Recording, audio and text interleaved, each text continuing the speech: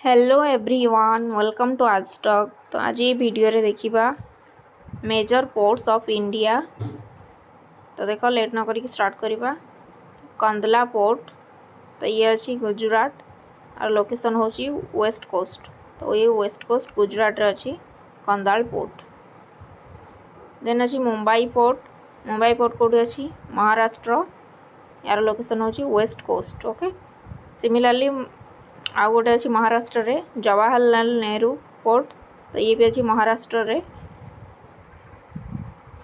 Then रहा Cochin port, ये रोची तुम केरला और लोकेशन होची वेस्ट कोस्ट।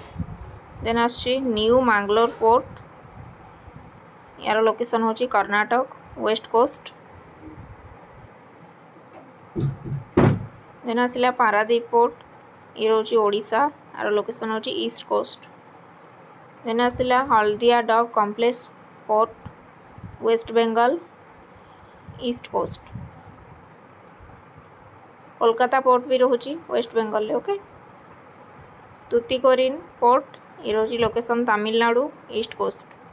देन आसला एन्नोर पोर्ट, या कह जाए कामाराजार पोर्ट, ये भी लोकेशन रोची यार तमिलनाडु ईस्ट कोस्ट। ओके, आ गोटे रोची विशाखापट्टनम पोर्ट, से होची आंध्र प्रदेश। तो ये थिला मेजर पोर्ट्स ऑफ इंडिया।